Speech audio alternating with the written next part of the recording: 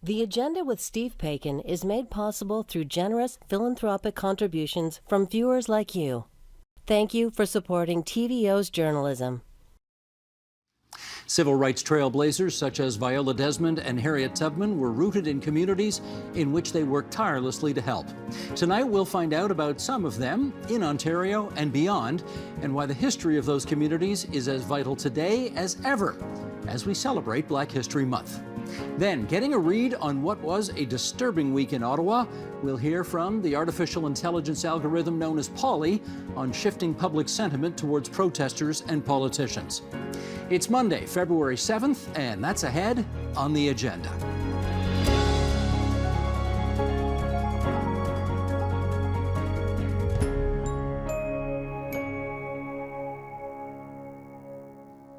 In the past several years, many of us have learned that there was plenty of history that wasn't taught in school. That left important stories overlooked. For Black communities across this province, the work of finding and telling some of those stories is ongoing.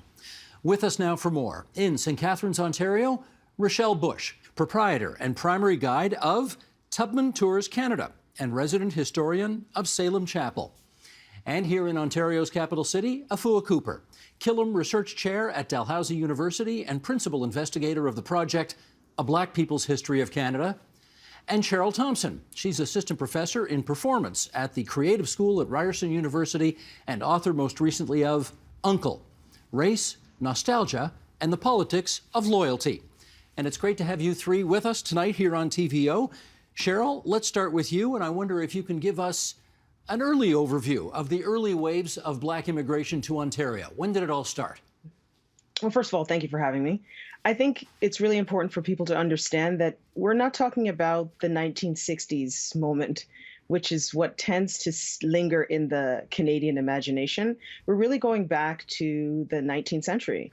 And we can think of a lot of people focus on the mid-19th century moment. So 1860, I mean, I think there was a Heritage Minute where they started in 1860.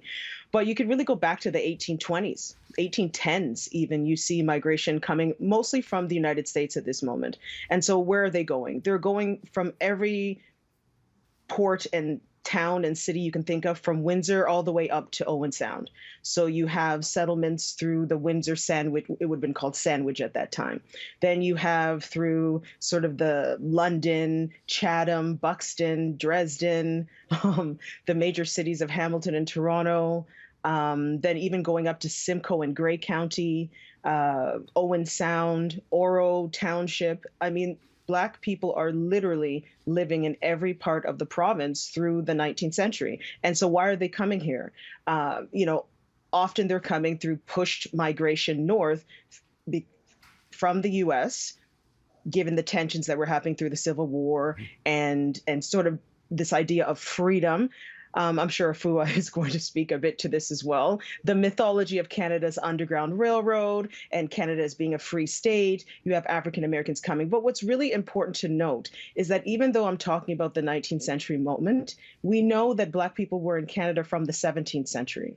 Like, I'm skipping large parts of history. And we also know that there's a 200-year history of slavery in Canada that doesn't just implicate Ontario, but it's also Quebec and what then would have been the Maritimes. Yeah, let me just jump in here for a second if I can, because obviously we're not going to get all of Black history covered in the next 35 minutes here on this program. No, absolutely. But I appreciate you sort of setting the table, and you're right, I do want to bring Afua into the conversation at this point because, and in fact, let me give you a little plug here, Afua. The Underground Railroad, next stop Toronto. That is hot off the presses. That is your contribution to the conversation that we're having here tonight on TVO. Why don't you pick up the story from where it left off and continue to educate us, if you would, about Black history in the province of Ontario. Thank you, Steve, and hello to my fellow panelists. Sure, so that book is hot off the press, Dundurn Press, like hot off the press as is last week. And it's actually an update of our the previous rendition that came out in 2002. So it looks at, the focus is on Toronto, Black Toronto, from about, in fact, going into the 18th century, from around 1791 to 1865, because there was a huge Black presence, Black loyalists in Ontario after the American Revolutionary War. That's anywhere from 1776 and to 1784, and the freed people, the Black people who fought for the British, who gained their freedom as a result, they came into what became Ontario and Quebec, of course, and also enslaved Black people that the white loyalists brought to this province during that time period. So our book begins then. We look at people like Peggy Pompadour and her family, who were enslaved in the Russell household. Peter Russell was, of course, administrator of Upper Canada after Governor Simcoe left. We look at the Long family. That was a free Black family. They were loyalists, and they live in the Don Valley area. If you can think now of the Don Valley as a suburb, as a farm country. Now it's a suburb of Toronto. Then it was like the country. So it's a deep history and it's a long history. And one of the things that I think it's beautiful that we focus on some of the individuals who made Toronto home and who contributed to the building of the city of Toronto. So people like, Anne Maria Jackson, who was a washerwoman, who had nine kids and who escaped on the Underground Railroad and lived in St. John's Ward, Elizabeth Street and Edward Street. We looked at people like Dr. Alexander Augusta, who was one of the first Black doctors in Canada. He had a pharmacy at Yonge Street and Edward Street, right at that corner. And he was also the doctor, the chief medical officer, if you will, at the House of Industry, which was a poor house. His wife, Mrs. Augusta, had a dress shop at York Street and Queen Street in that neighborhood. So we looked, it's a diverse community. There are people from different social classes. There are people with different occupational skills. The Black community, they build churches, they establish literary societies, schools, and it's all over the province. So it's a someone asked me, if you were to say to someone who's walking in Toronto today, what building, what structure should they look at that's emblematic of Black history? And I would say the St. Lawrence Hall. St. Lawrence Hall, it opened in 1851.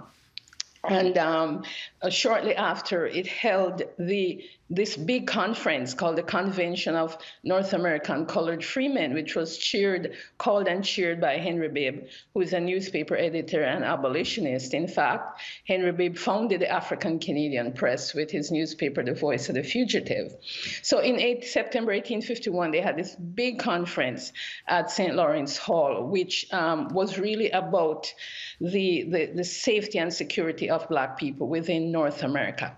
And as people on the Underground Railroad kept coming up to Toronto and other places in the province, you had slave hunters who were crossing the border and tracking people and sometimes kidnapping them.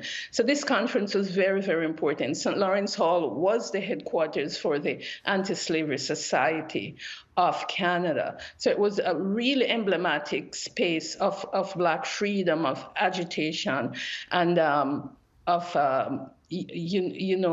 place where Black people could articulate, could pontificate, and could come up with plans for their future and for their security. Let me jump in there because you did mention that it is a diverse group and it is all over the province. And I don't want people watching us from the Niagara Peninsula to think that we're forgetting about them. And that brings in Rochelle to our conversation here because I'd like you, if you would, to pick up the story about the Black history of St. Catharines, about which you know so much. Oh, thank you, Steve. Thank you for having me on. And also hello to the fellow panelists, Dr. Thompson as well as Dr. Cooper. So, Steve, the history of Niagara is rich with Black history. With St. Catharines, of course, it was the final terminus on the Underground Railroad. So this is according to Frederick Douglass. He wrote another autobiography and published it in 1881. And he said that the Underground Railroad had many branches, but the one that he was connected with ended in St. Catharines, Canada. So that's what put St. Catharines on the map as an authentic site for the Underground Railroad. And who was Richard Pierpoint? Richard Pierpoint, in my opinion, is the most famous Black loyalist in the entire country. So Richard Pierpoint was captured in Africa around 1760. He made his way on a slave ship to the American colonies. When the American Revolution began, there was a call for Black men who were enslaved, and that call was if they wanted to fight for their freedom, they would have to fight for the British Army. Pierpoint did. He was stationed here in the Niagara area in 1780. After the war concluded, he gained his freedom. Then, I'm just going fast, Steve. So when the War of 1812 began, he was about 68 years old. He enlisted and he actually formed the Colored Corps. So for Black men at the time, it was totally different than white men, because Black men were fighting for their freedom, whereas white men were fighting for, their honor, their property, anything that they had owned at the time. But of course, it was different for Black men. Right. Rochelle, I'm just going to ask our director to bring that shot back up that we just saw a moment ago of Richard Pierpoint. And I wonder if you could tell us how, accurate to the time, what we're seeing there, how accurate that really is.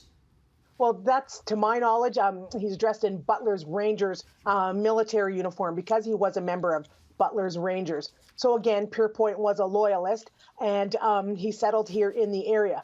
One of the most important things about Richard Pierpoint today is that he's a perfect person of national historic importance, so national significance. And of course, in Senegal, the Canadian Embassy is now named after him, and there's a few other areas in the province of Ontario named after Pierpoint. All right, let me pick, as opposed to a person, let's pick a building this time. Salem Chapel. Talk to us about the significance of that.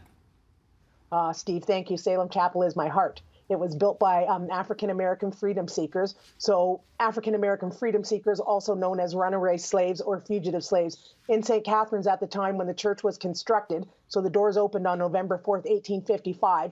What was said at the time that the majority of people of African descent that were living in St. Catharines were actually fugitives or freedom seekers. So they constructed the church. And the picture we just saw, the church is still there in good condition all these years later? Yes, the church is still in good condition, and right now it's under renovation. So we're having the lower level renovated, and we had some of the exterior renovated as well. And do I have this right? Harriet Tubman actually worshiped there? That is correct, Steve. Harriet Tubman is our most famous member. So she's one of the iconic figures of the Underground Railroad. And I say one because there's only another one who actually is the iconic figure still to this day, and that would be Frederick Douglass. But once Harriet Tubman is placed on the U.S. $20 bill, of course she will overtake him. So during the times of the Underground Railroad, Harriet Tubman led scores of freedom seekers from Maryland and Delaware to St. Catharines. St. Catharines was her base of operations. In December of 1851, she first arrived, and that's because the U.S. government passed the infamous 1850 Fugitive Slave Act, which meant any person who was a free Black or a fugitive living in the northern states could be captured, tried, and convicted without a judge or a jury and sent into slavery. Free Blacks, of course, would be forced into slavery for the first time. So thousands of people after the 1850 Fugitive Slave Act passed relocated to Upper Canada and, of course, Lower Canada. Harriet Tubman, of course, being the most famous, she was known as Moses. And again, she arrived in December 1851 and remained until early January 1862. And one last quick follow-up here. You have a particular family connection to that church. What is it? Yes, I do, Steve. So my 2 times great-grandfather was the minister in charge of the church when Harriet Tubman attended and when it was constructed in the 1850s. Wouldn't you love to have a picture of the two of them together? Oh, I would love it.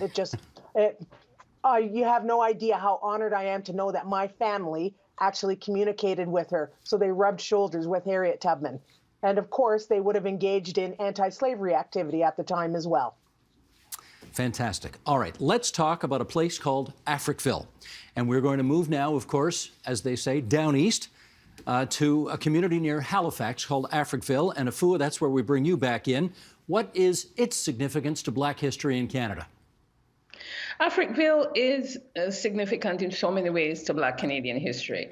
It's significant because it was a self-reliant community on the shores of the Bedford Basin, where Black people built their homes, schools, churches, had a functioning and thriving community.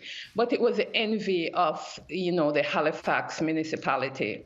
And so it's a community that had deep roots. It goes back to the 1830s, built by descendants of the Black loyalists, Black refugees of the War of 1812, and certainly people who came up on the Underground Railroad. Yes, the Underground Railroad also extended east.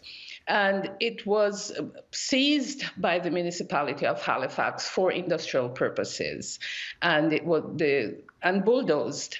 So the bulldozing began in the mid-1960s and finally ended in 1972. So African villagers lost their homes, they lost their communities, they were relocated to public housing, and that the close bond that they had in so many ways were broken. So it's emblematic of the severe racial discrimination and oppression that Black people in Canada endured. But there's also another thread to this story, and that is the resistance that the African villagers, the descendants, and their allies continued from then, the bulldozing of that community, to present time. We know that in 2010, Mayor Peter Kelly apologized to the Africville people and their descendants and paid some form of restitution. Sorry, apologize for what? What specifically? Apologize for the destruction of their community, apologize for the seizing of that community, because the land space, it's on the Bedford Basin, it's right on the harbor, it's beautiful.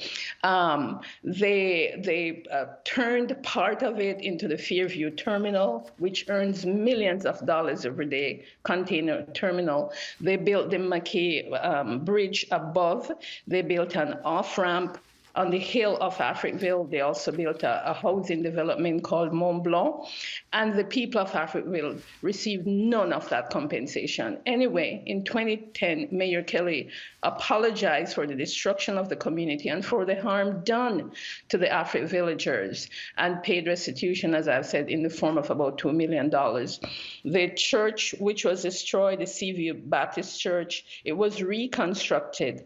There's a replica of the church if you go now today to Africville, but it's a museum. Well, let's put that picture up. I think we've got a picture. Okay. Just as the church was the focus of the community in large respect in St. Catharines, here we have a picture of the church in Africville. And Afua, maybe you could fill us in on this.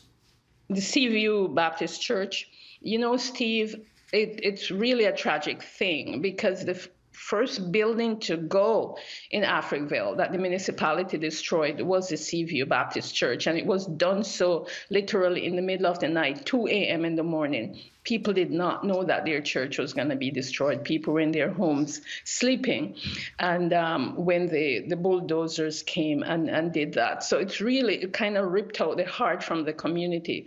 However, people have regrouped.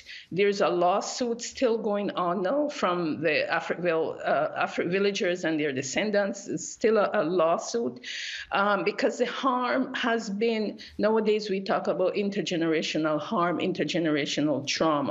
So you can imagine people losing their homes, their property, their livelihood, forced into public housing, their children and their grandchildren and their great-grandchildren not having that security that they had when they were in Africville. Mm-hmm. So Africville is one of these lightning rod event and object, if you will, within Canadian history as a whole.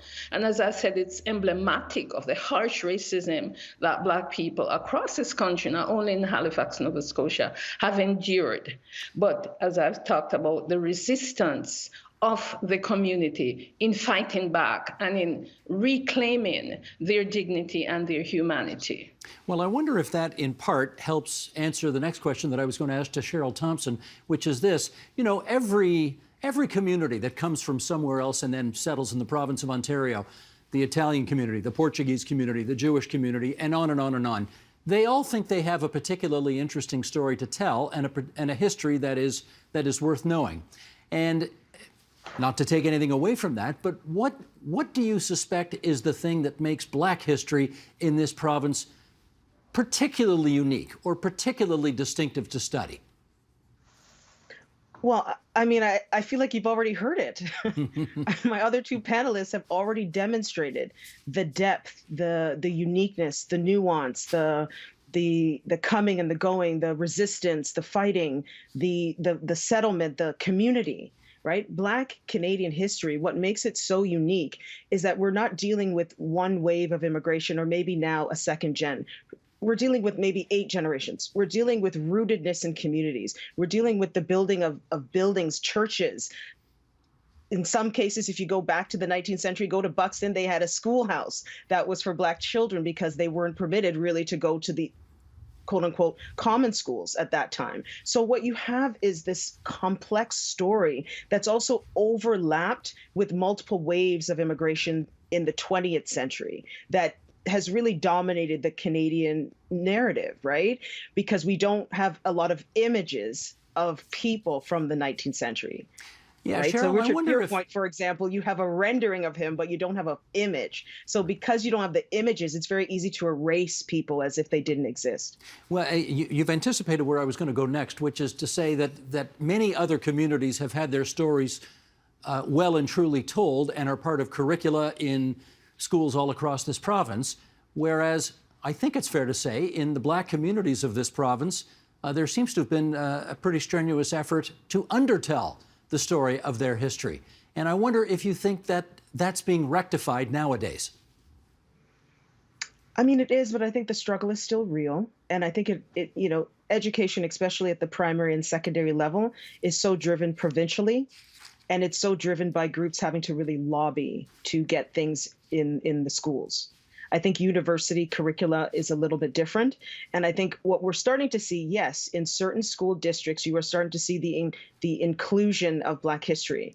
But again, I think what we really are pushing for is not the story of one. So what I mean by that is you get to Black History Month and suddenly you're learning about one Black person. And then that's called learning about Black history. Or they select these random narratives and show you them, but they don't connect them to a larger story. So I think, and I know in Ontario that work is being done at many different school boards to just create a complex understanding of Blackness that doesn't just reside in one person or one community. And I think it has improved since I was a kid. But that's not really saying much because when I was a kid, there was nothing. Right.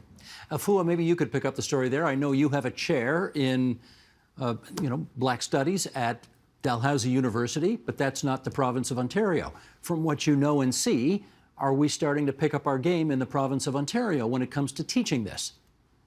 Yes, I think so. It's starting to happen with the various school boards that Cheryl mentioned. There is a Center for Black Excellence at Toronto District School Board. And I just want to talk about the project for which I'm the PA, which is called a Canadian Heritage Funding Project. It's called A Black People's History of Canada.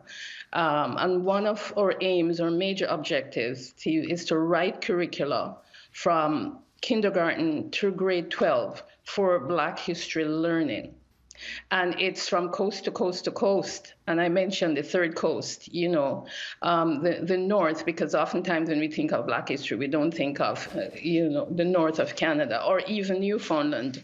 And so this writing of curricula will be backed by solid research, solid historical research. And I've assembled a team of wonderful people, wonderful researchers who are working on this project. And it's from across, we have people in Alberta, New Brunswick, British Columbia. And as I said, the objective is to make that intervention in elementary and secondary school history learning, because we have history and we have social studies, and under those rubrics, there is a great amount of space if the teacher is creative to weave in Black historical knowledge. So it's starting to happen, and it's really wonderful. And I applaud everyone who is participating in this effort. But look out for A Black People's History of Canada. It's doing just that.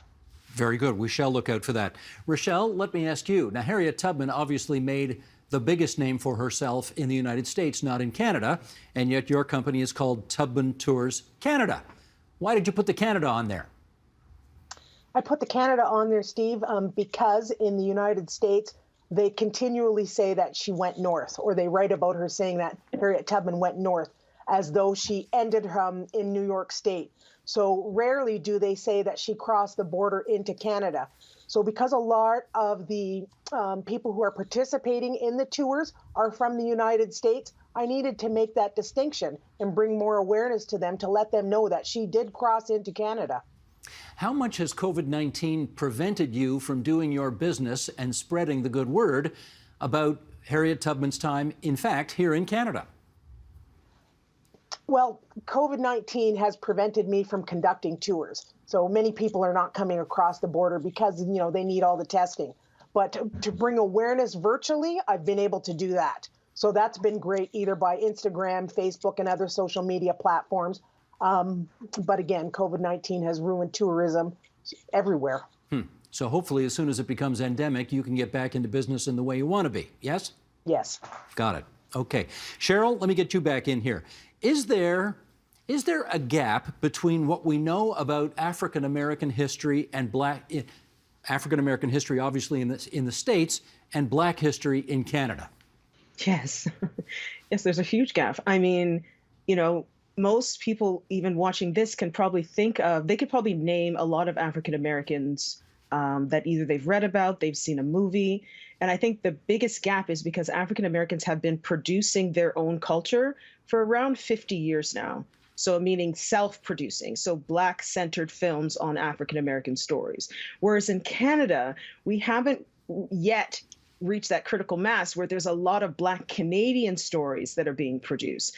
I say 2021 and 2 is kind of a moment because there is a lot coming down the pipeline in terms of film, television, obviously novels, authors. There's a lot more Black Canadian cultural production is what I'm speaking to than I think there was, say, 20 years ago. So it's slowly starting to fill in the gap, but we're up against the largest economy in the world, i.e. the United States, who has a very deep infrastructure for cultural production of all kinds. So there's always going to be this sense, and I should say prior really, I think maybe until the 1990s or 2000s, I know when I was a young person in school, when it came to Black history, I learned about Frederick Douglass. I learned about Martin Luther King. I never learned about any Black Canadian when I was in school. Well, can I put something on the record here? Sure, sure. Lincoln Alexander had his 100th birthday last month. My fellow Hamiltonian, Lincoln Alexander, the first Black MP, the first Black cabinet minister, the first Black lieutenant governor in Canada, his picture's on the wall over there because I wanted it on the wall here. Any Black filmmakers who are watching this right now, make a movie of his life. It's a dramatic story. There, yes. That's my commercial. No, I mean, it's a case in point. In fact, I actually didn't know this, but I met Lincoln Alexander when I was a kid. Like, I have a memory. I actually met a lot of really well-known Black Canadians when I was a kid, but I didn't know who they were.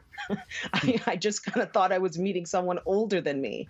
And now, looking back, there is so many people. Lincoln Alexander is actually the perfect example of someone who kind of went through many different fields and left an impact in many different fields until we came to know him, obviously, as lieutenant governor of the province. But I think, for me, here's the truth. I think instead of focusing so much on the past and what was lacking, I really believe that it's about time we focus on the future and what we need to do. And I hear Dr. Cooper's work. That's exactly what we need, right? We need to be future thinking and just think about adding to the narrative and not focusing so much on our experiences of what was lacking when like 40 years ago. And I know some people hear that and they think, but the past matters. Of course it does. But it's about bringing the past into the future, right? And the way that you do that is that you think about changing structures. And so for me, my work is all about changing structures, not about having interpersonal conversations, because I think that ship has kind of sailed. If you want to change the way people see you as a community, you actually have to begin with education. That's just my own personal belief as an educator. Well, educate me on this, if you would. Cheryl, I've heard the term African American for I don't know what now. It's probably 20 years that it's been used in a much more mainstream way. I don't hear the term African Canadian.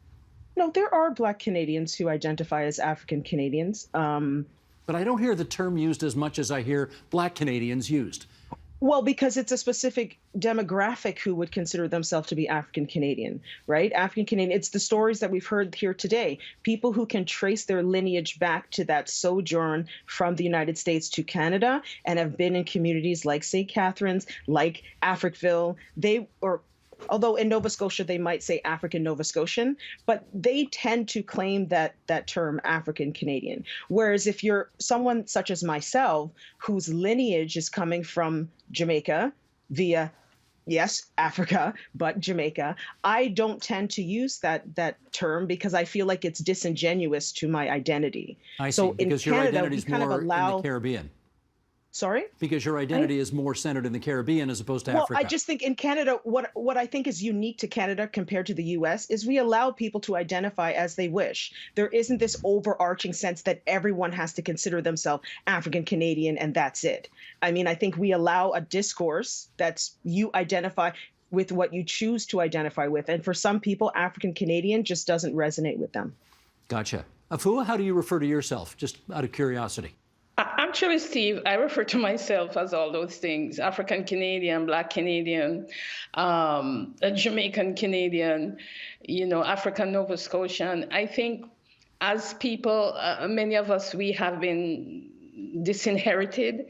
Our lineages have been broken as a result of the Middle Passage and the transatlantic slave trade. So we are in the process of reclaiming all of who we are. And in fact, in the United States, yes, there's this overarching African American identity, but people still call themselves Black and Black Americans and so on and so forth. So it's claiming all of who we are. It's not a problem. It's out east, people call themselves African New Brunswickers, African Nova Scotian, but also at the same time African Canadians or Black Canadians. So it's wonderful. Sometimes you go among the Rasta communities, they identify as Rastas or as Nubians, so it's all good. It's all good. Gotcha. Yeah, and if I could just add. Please. I think really what we're saying is that it's both and either or. It's really, there isn't excluding anything, and it's sort of a multiplicity of things at the same time. I get you. Okay, this being Black History Month, let's finish off in our last few minutes here by just pointing our viewers and listeners to, and I know you could do multiple here, but let's just do one resource that you would recommend our viewers and listeners who want to learn more about Black history in Ontario or in Canada, one thing that they could go to. Rochelle, you want to start us off? Well, thank you, Steve. I'll definitely my tour company take a tour about and learn more about Niagara's rich Black history. But if I had to pick a resource, Steve, a book, then I'm going to give the nod to Dan Hill and his groundbreaking book, The Freedom Seekers from 1981. Needs to be updated, but it's still a fantastic book. Okay, now in my ignorance here, I'm going to ask, do you mean Dan Hill the father or the son? Father. Founder of the Ontario Black History Society. Okay, and the former ombudsman for the province of Ontario. Yes. Not the guy who wrote, "Sometimes when we touch, the honesty's too much." Got it. Okay. That's correct. just wanted to clarify there. Okay. Cheryl, how about you? One resource. Oh, I mean, it's so hard. I mean, I don't want to do the thing where authors plug their own work. That's okay. But you could read my books. I mean, Beauty in a Box, Detangling the Roots of Canada's Black History, Black Beauty Culture, it's not just about beauty culture. It really is a Black Canadian history book that's telling a multiple story about Black entrepreneurship, about business, about retail, about community. But beyond that, to be honest, you want a resource? Google is amazing because you can actually Google the various places that we've talked about today and do your own kind of study at home. And I think that is also a free way to get some knowledge in history. Okay, give us the title of the book again, because I'm taking notes here. Yes, it's Beauty in a Box, Detangling the Roots of Canada's Black Beauty Culture. Okay, cool. Afua, you get the last word on this. Thanks, Steve. Well, I'm going to say The Underground Railroad Next Stop Toronto by myself, Adrian Shad, Caroline Smarts-Ross, Dundurn Press, hot off the press, as I just said. Another book, The Fire Next Time, or The Fire That Time, sorry. It's a collection by Ronald Cummins and Nalini Mohabir on the Sir George William University occupation, 1965, that famous computer room event that rocked the Black community and, as many say, brought Black power to Canada, The Fire That Time. And I'm also going to talk about my other book, The Hanging of Angelique, Canada, Slavery, and the Burning of Old Montreal, which gives an in-depth discussion on slavery in Canada through the story of an enslaved Black woman who was executed in Montreal. Her name is Marie-Joseph Angelique. These are some great recommendations, and just for those who don't remember, Sir George Williams is now today Concordia University, but happened at the same place. And these are all wonderful recommendations, and I'll tell you what, your publicists would all be extremely proud of you that you took advantage of this opportunity to plug your own work as opposed to other people's, so that's a good thing too. I want to thank all three of you for joining us here on TVO tonight. From right to left as we look on the screen, Afua Cooper, the Killam Research Chair at Dalhousie University and Principal Investigator of this new project we talked about, A Black People's History of Canada. Cheryl Thompson, Assistant Professor of Performance at the Creative School at Ryerson University. And Rochelle Bush, the Proprietor and Guide at Tubman Tours Canada. Yes, the word Canada is in there. If you want to know all about the Niagara Peninsula and Black history there, Tubman Tours Canada is a great place to start. My thanks to all three of you, and please enjoy a very prosperous and successful and educative Black History Month. Thank you, Steve. Same to you. Same to all the panelists. Bye-bye.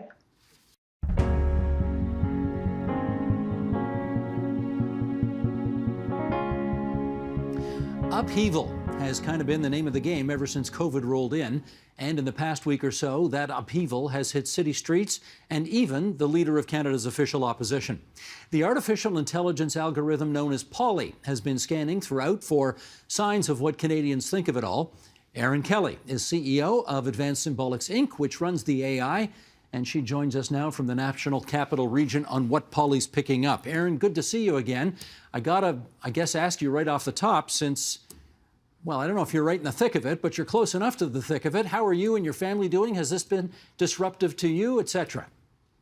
Oh, absolutely. And I think at times like this, I'm like my fellow neighbors, fellow people in Ottawa, we're working overtime to try and keep ourselves calm. It's a huge soup of emotions, from worry, anger, anxiety, and for people who are right in the thick of it, I mean, they're not sleeping. I mean, the horns only stop when the occupiers have their prayer time, because of course at the root of this is a Christian movement, and so they take time for prayer. But other than that, the horns are going all the time. Now, your offices are in downtown Ottawa, so do I assume that you have not been to your office lately? We cannot get to the office, and we're not even making the attempt. Our office is right at One Rideau, so it's right in the thick of all of it. And what about disruption in terms of kids getting to school, or you getting out to, or your husband getting out to shop, or anything like that? What's the story there? Well, the kids are able to get to school, so we live far enough out from it that we're able to get to school, but we're not able to go see our family. We had to cancel 2 outings the last 2 weekends because we were to get together with friends, and it was just impossible because we'd have to we were planning to meet in the center of the city, but even then, because of where people are located, so many of the roads are blocked that you just can't get through the city in any reliable way. So we've canceled anything other than going to school, going to the grocery store. We're really not socializing. Well, let me get a better understanding of that, because of course the impression that television leaves is that this is all pretty much concentrated in the downtown core of Ottawa. Are you saying it goes beyond that? Well, it's in the downtown core, but see, so many people live in neighborhoods that surround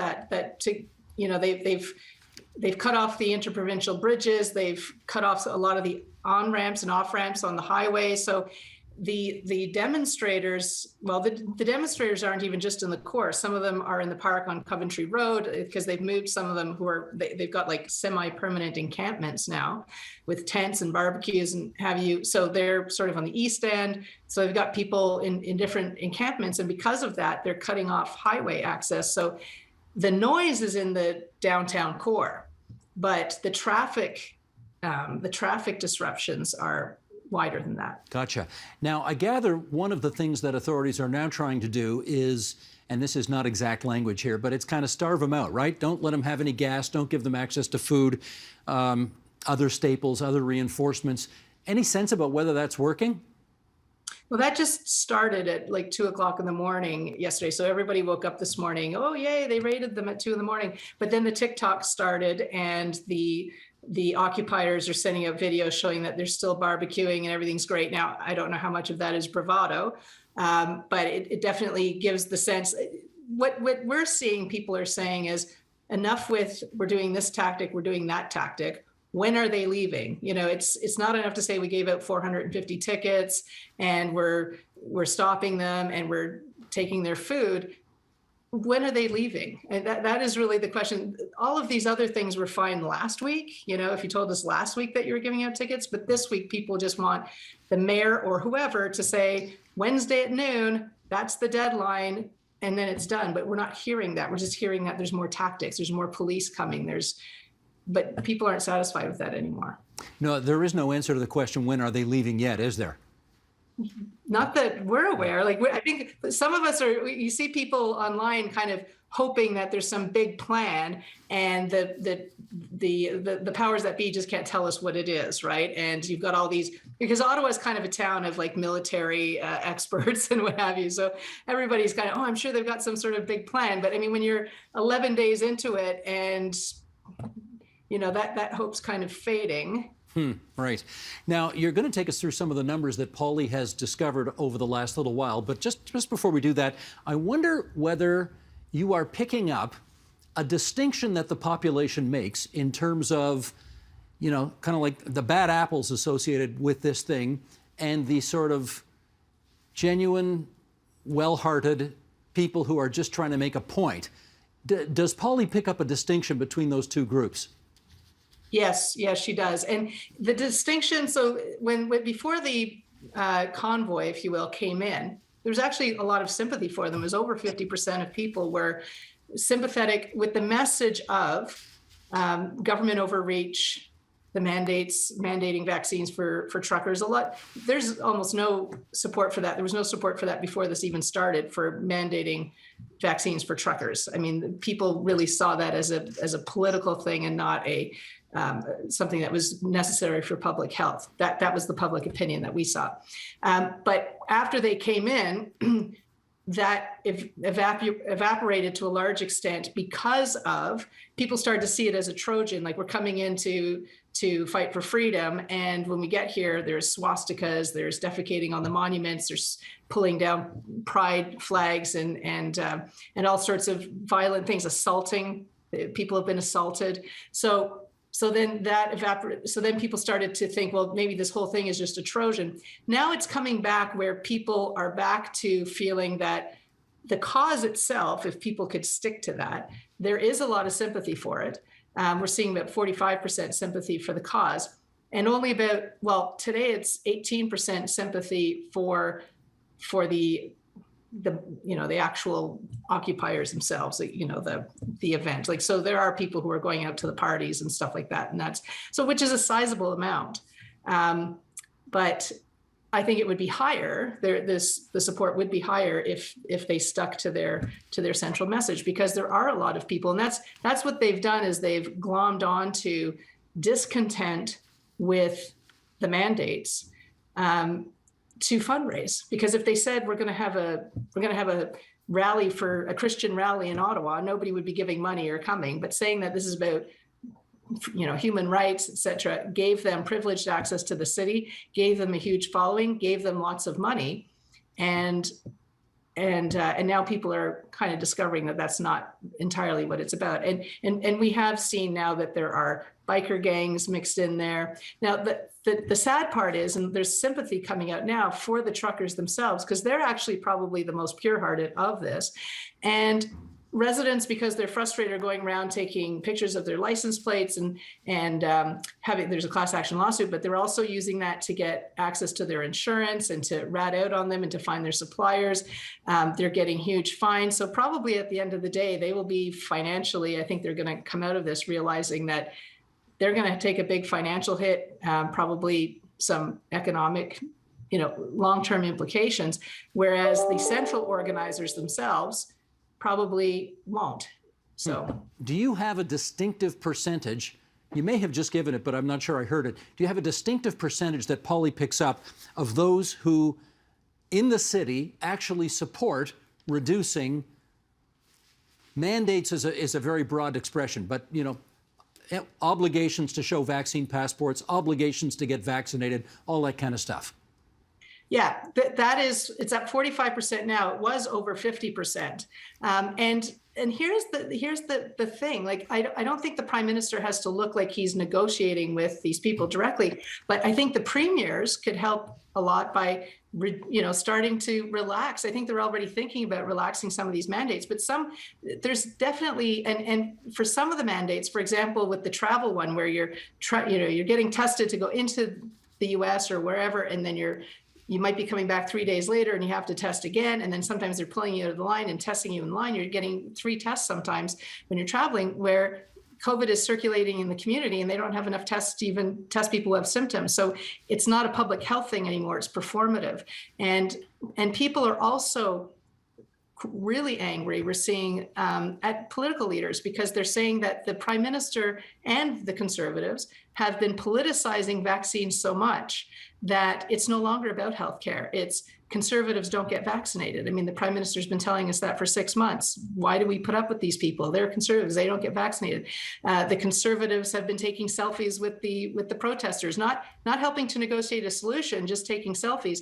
And so people have said that is a cause of the problems, that people are saying, I'm not going to get vaccinated because I don't believe, it's not part of my politics. Nothing to do anymore with whether or not it's the right thing to do from a health perspective. And that's why you see the third booster shot is way down, because, well, first of all, people don't really think it's that effective, but also it's become so politicized. So it's that wedging all the time. And so you see in Ottawa, people are really intolerant of that now, of politicians trying to come in and curry favor with one side or the other by saying these guys are taking pictures or these guys are anti-vaxxers or what have you. Can I circle back to the religious angle on this? Because, of course, this all started, I guess, mostly with truckers being upset about, well, we should point out 90% of truckers have been vaccinated. So we're talking about a small percentage of truckers who are unhappy about obligations to get vaccinated, incursions on their freedom, and so on. Okay, all of that, it's obviously morphed a lot from there. So the Hells Angels, the racists, the bigots, the so-called deplorables, all of these other people who've decided to show up and sort of piggyback on something and turn it into something that maybe the originators had not intended, particularly the religious groups. Can you just shed a little more light on that? What's the religious angle here? Yeah, so the religious angle that's actually where the fundraising is coming from. So there were a group of people who are upset about mandates.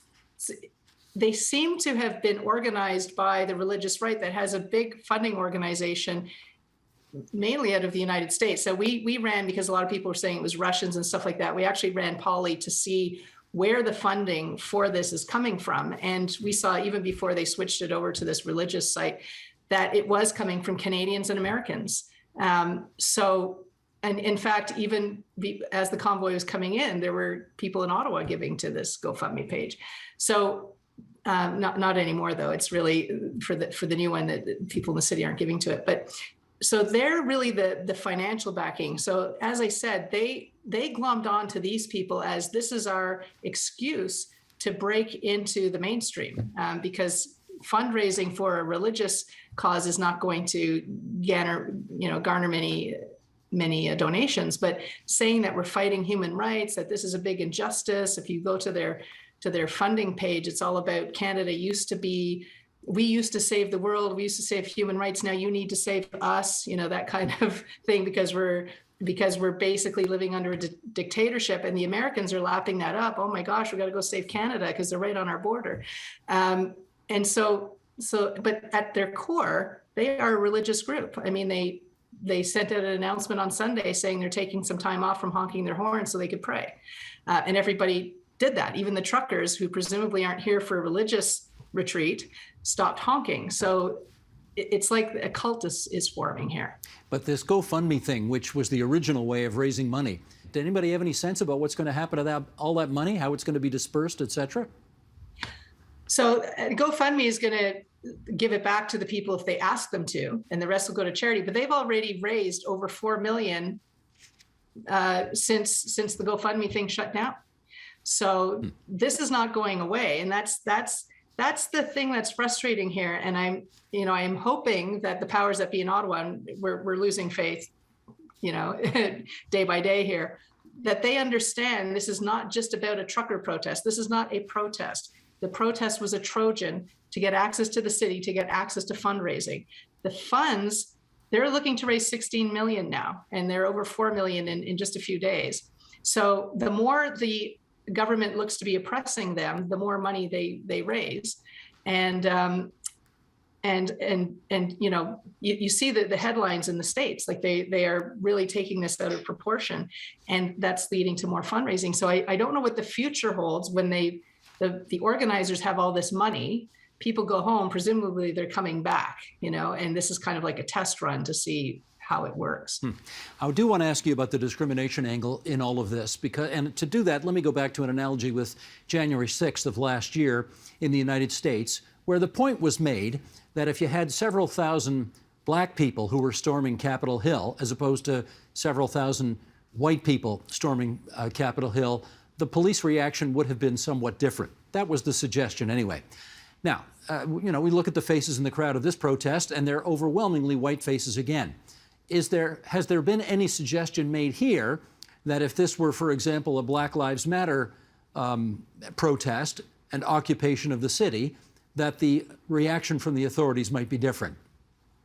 Yes, absolutely. People are drawing that link, and they're talking about the G20 and other protests, because we have a lot of protests here in Ottawa where people were arrested and all of that. Now, people do understand, though, that this one is a little bit different because there are tanker trucks full of gas in the city core and outside the city. I mean, hundreds of them.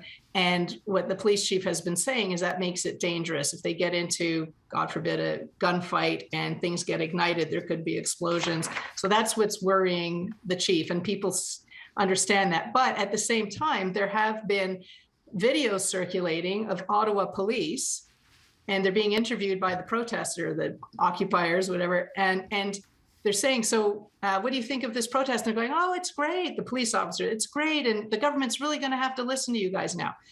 So that obviously doesn't inspire a lot of confidence, right? And the feeling that it's not just about the tanker trucks, that the police are chatting up the protesters. They don't seem very fussed about it. And, we're 11 days into it and nothing has happened. Well, let me follow up on that, because the Ontario Liberal leader, Stephen Del Duca, had a news conference this morning at which he said, it's enough already. He called them occupiers. He said the occupiers have to leave. If they don't, he says the authorities should move in and take their trucks. And not only that, send them a bill for the extra policing that has been required, start to sue some people. I mean, he's obviously talking about much, much tougher measures. Has Pauly surveyed that? And if so, what does she pick up in terms of whether there'd be any public appetite for that? Well, we're already doing it. There's a class action lawsuit today that the citizens have organized. A lawyer in Ottawa named Paul Champ, who is trying to get an injunction on the noise and all of that stuff. So the Liberal leader is a bit behind the times on this one. What I would say is people are very angry that neither the federal government nor the provincial government have helped. I mean, they keep saying it's not their job, but in Quebec, François Legault sent the Ministry of Transportation to go and stop all the trucks before they came in, do inspections, send them back if they had anything wrong with them. And he managed to get them out in a day. So, but that was something that the province would have had to do. And there was no support from the province. In fact, Doug Ford said, God bless the protesters for carrying the Canadian flag. This was in reference to how they were defecating on the monuments. I mean, there's a real rage here, I would say, about leaving this. Now, I understand that other municipalities managed to get the demonstrators out, but they had the hindsight of what had happened in Ottawa. Exactly. No, that's the point for what happened in Toronto this past weekend is the authorities here saw what could happen, and so they took different steps. I got a minute left, Erin, here. Let me ask you about this. In Washington, D.C., I mean, they have the District of Columbia, right? In Washington, D.C., there is a separate geographical political entity called Washington, D.C. We sort of do, but sort of don't have that in here. I mean, this is one of the problems. There's an Ottawa Police Service. There's the province of Ontario, the province of Quebec, the National Capital Region, which encompasses both provinces, and the federal government as well. Do we need some different kind of overarching district authority here to handle all this? Well, that discussion of that has really ratcheted up online because of this, because the police chief has been saying there were structures set up on NCC land. People are saying, take it down. They were putting canisters of fuel there. And he said, I can't just go take it down. That's NCC land. And so between all of those different jurisdictions, and it's always been a pain point here. It was a problem when that soldier was killed, the day that Michael Bebo went and killed that soldier, Nathan Cirillo. Yes, Nathan Cirillo, we had the Parliament Hill police and we had the Ottawa police and we had, there was no coordination. And so people are saying we need to have, like they have in Washington, D.C., one level of government that coordinates everything and so that the police can act quickly when they need to. Gotcha.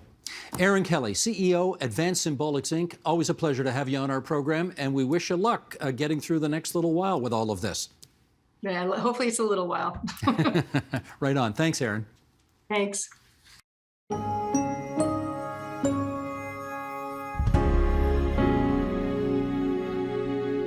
And that is the agenda for Monday, February 7th, 2022. After more than 2 years of disruption for Ontario students, replete with significant learning loss, is it time to bring back grade 13 to make up for it? We'll consider that tomorrow. I'm Steve Paikin. Thanks for watching TVO, for joining us online at tvo.org, and we'll see you again tomorrow. The Agenda with Steve Paikin is made possible through generous philanthropic contributions from viewers like you. Thank you for supporting TVO's journalism.